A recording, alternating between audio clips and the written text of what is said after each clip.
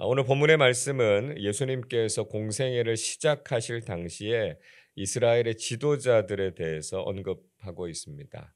1절의 말씀을 다시 보시면 당시에 로마의 황제는 아우구스투스의 양자였던 티베리우스가 황제로 로마 제국을 다스리고 있을 때였습니다. 유대 총독으로 다스렸던 인물은 그 유명한 본디오 빌라도였죠. 그리고 이스라엘 지역을 분할해서 다스렸던 지역의 군주들도 있었습니다. 갈릴리의 분봉왕은 헤롯, 이두레와 드라고닛의 분봉왕은 헤롯의 동생이었던 빌립, 그리고 아빌레네의 분봉왕은 루사니아였습니다. 그리고 당시에 종교 권력을 가지고 있었던 대제사장들도 있었다 소개하고 있지요. 우리 2절 말씀 같이 읽겠습니다. 안나스와 가야바가 대제사장으로 있을 때에 하나님의 말씀이 빈들에서 사가랴의 아들 요한에게 임한지라. 자, 그때에는 안나스와 가야바가 대제사장으로 있었습니다. 안나스는 장인이었고요. 가야바는 사위였습니다. 안나스는 전임 대제사장으로서 임기를 마쳤고 그에 이어서 가야바가 대제사장에 취임해서 인수인계가 이루어지고 있는 상황이었습니다. 그러나 사실은 직전에 대제사장으로 섬겼던 이 안나스에게 실권이 있는 그런 상황이었습니다. 그러나 우리는 여기에서 아주 중요한 사실을 발견할 수가 있습니다. 하나님께서는 세상의 통치자들이나 종교적인 권력을 가지고 있는 사람들을 들어서 사용하지 않으셨다라고 하는 것입니다. 2절 하반절을 보시죠. 하나님의 말씀이 빈들에서 사가랴의 아들 요한에게 임한지라 말씀하고 있습니다. 하나님께서는 빈들에서 경건한 삶을 살았던 요한을 세우셨습니다. 하나님께서 그에게 하나님의 말씀을 맡기셨고요. 세례 요한으로 하여금 이스라엘을 영적으로 새롭게 하기를 원하셨다라고 하는 것이죠. 여러분, 우리는 진정한 권위가 세상적인 것에서 오는 것이 아니다라고 하는 것을 알아야 합니다. 세상에서 아무리 강한 권력을 가지고 있다고 하더라도 하나님께서 그 사람을 사용하시는 것이 아니다라고 하는 것이죠.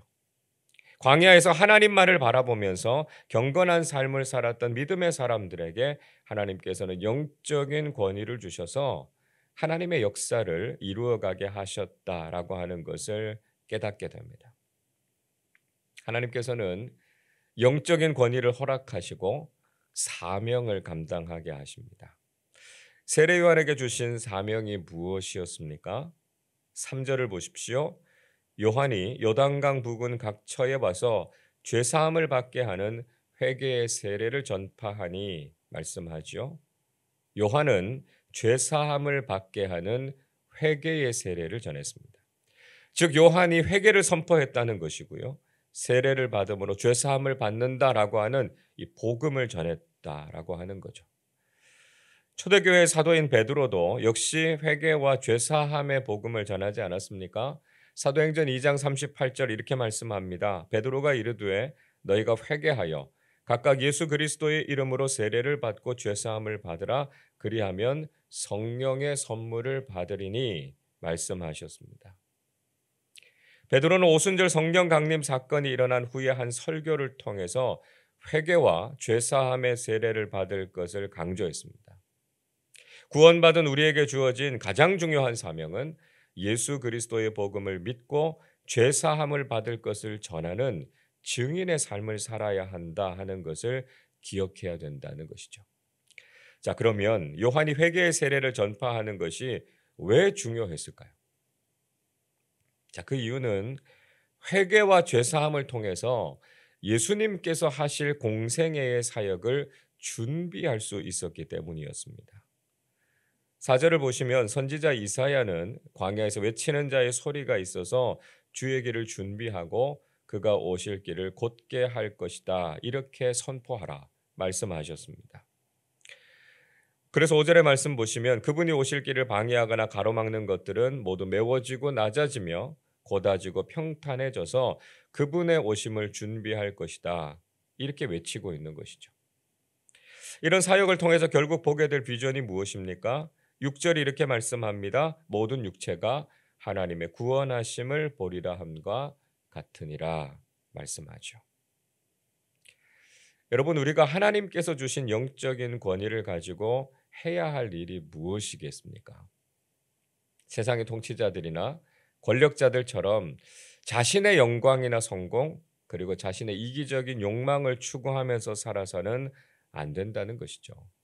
우리는 철저하게 주님을 위해서 쓰임받고 준비된 사람들이 되어야 한다는 것입니다. 모든 사람들을 구원하시기 원하시는 하나님의 마음을 전해야 하고요. 예수 그리스도를 통한 구원의 은총을 선포하는 사람들이 되어야 합니다. 우리는 성공을 위해서 부름받은 기억해야 된다는 것이죠. 우리에게 주어진 영적인 권위를 바르게 사용하면서 믿음의 사람답게 살아가는 사람들이 되시기를 바랍니다. 세례요한은 죄사함을 얻게 하는 회개의 세례를 전파하는 이 사명을 위해서 헌신했습니다. 그리고 진정한 회개를 위해서 우리에게 정말 필요한 것이 무엇인가 하는 것을 말씀해 주고 계시죠. 자, 오늘 8절 말씀도 우리 같이 읽겠습니다. 그러므로 회개에 합당한 열매를 맺고 속으로 아브라함이 우리 조상이라 말하지 말라. 내가 너희에게 이르노니 하나님이 능히 이 돌들로도 아브라함의 자손이 되게 하시리라. 요한은 회개하고자 하는 사람들은 회개에 합당한 열매를 맺어야 한다 하는 것을 강조했습니다. 회개에 합당한 열매라고 하는 것은 회개한 증거가 삶에서 나타나야 한다라고 하는 것입니다. 회개는 내면적이거나 추상적인 것이 아니고요. 아주 구체적인 삶의 변화로 나타나야 된다라고 하는 겁니다. 회개는 그저 하나님께 마음으로 용서를 구하는 것에서 끝나지 않습니다. 정말 주님 앞에서 회개한 사람들은 자신들의 삶이 변화되고 다른 사람들이 볼 때도 회개의 증거가 나타나는 사람들이다라고 하는 것이죠. 하나님 앞에서 회개하고 그 관계가 회복됐다면 사람들 사이의 관계도 바르게 회복되는 것이 회개한 사람에게서 나타나는 특징이라는 것입니다. 진정한 회개의 선포를 들은 사람들은 이 말씀을 듣고 어떻게 반응합니까? 10절을 보십시오. 무리가 물어 이르되 그러면 우리가 무엇을 하리까? 말씀하고 있습니다. 죄사함의 복음에 대해서 제대로 들은 사람들은, 즉 회개의 복음을 들은 사람들은 자신들이 삶에서 무엇을 해야 하는가라고 하는 것을 반드시 묻게 돼 있다는 것입니다. 즉 회개를 통해서 올바른 믿음을 가지게 된 사람들은 반드시 그리스도인다운 삶의 변화로 이어지게 된다는 것이죠. 믿음과 삶은 결코 분리되는 것이 아니고요. 올바른 신앙을 가진 사람들은 삶으로 그 신앙이 나타난다라고 하는 것입니다. 이것은 예수님께서 말씀이 육신이 되셨다는 것, 복음을 삶으로 살아내셨다라고 하는 것과 다르지 않습니다. 또 야고보 사도가 행함이 없는 믿음은 죽은 믿음이다 이렇게 이야기하는 것과 일맥상통하는 말이라는 것이죠. 우리가 복음을 듣고 회개하게 됐을 때 반드시 우리는 어떻게 살아야 하는지에 대한 질문을 수반하게 된다라고 하는 것입니다. 세례 요한은 구체적으로 그들이 어떻게 살아야 하는지에 대해서 가르쳐 주었습니다. 11절 말씀 보시면 옷이 두 벌 있으면 없는 사람들에게 나누어 주라 이야기하고요. 먹을 것이 풍족한 사람들도 다른 사람들과 나누어 먹으라 권면했습니다. 12절 13절에서 세리들은 부과된 세금 이외에 더 많은 것을 거두어서 착복하지 말라고 말했습니다. 그리고 14절에서는 군인들에게도요. 사람들에게 강탈하지 말고 거짓으로 고발하지 말고 받는 급료를 만족하라 이렇게 충고하고 있습니다. 그러니까 다시 말하면 회개의 삶이란 이웃과 함께 나누는 삶이고요. 자신의 삶의 자리에서 신앙과 양심을 지키면서 바르게 사는 것이다라고 하는 것을 의미하고 있는 것이죠. 여러분, 우리는 오늘 이 말씀을 통해서 회개하고 구원받은 그리스도인으로서 합당한 열매를 맺고 살아가고 있는가 우리 자신에게 질문해 봐야 할 것입니다. 회개에 대한 구체적인 증거가 우리의 삶에서 나타나고 있습니까? 우리가 입술로는 구원을 받았다고 말하고 회개했다 이렇게 고백하고 있지만 만약에 삶이 전혀 달라지지 않았다면 우리는 올바른 회개를 한 것이 아닙니다. 우리의 삶에 그리스도인다운 나눔과 섬김이 있어야 합니다. 그래서 올 한 해 우리 교회는 나눔과 섬김을 실천하는 공동체가 될 것이다라고 하는 비전을 가지고 신앙생활을 하고 있고요. 그 한 예로 지금도 인도네시아에서 단기 선교팀이 복음과 사랑을 나누고 있습니다. 우리가 나누고 섬기는 일에 최선을 다해야만 우리는 구원받은 공동체다운 삶을 살게 된다는 것이죠. 동시에 우리는 삶의 자리에서 신앙인다운 양심을 지키고 본이 되는 삶을 살아야 합니다. 직장에서도 정직하고 성실하게 일해야 하고요. 거짓이나 불의한 일들을 멀리해야 합니다. 우리가 아무리 은혜롭게 예배를 드리고 교회 안에서 열심히 사역을 한다고 하더라도 정작 우리가 삶의 자리에서 신앙인다운 모습을 보이지 않는다면 우린 진정한 신앙인이라고 말할 수 없다는 것이죠. 우리가 살아가는 삶의 자리에서도 하나님의 다스리심을 받는 하나님 나라를 경험하고 하나님 나라를 일구어가는 사람들이 되어야 합니다. 오늘도 우리가 회개에 합당한 열매를 맺고 그리스도인다운 삶의 변화를 통해서 진실하고 성숙한 그리스도인임을 증명하며 살아가시는 사람들이 되시기를 주님의 이름으로 축원합니다. 기도하겠습니다.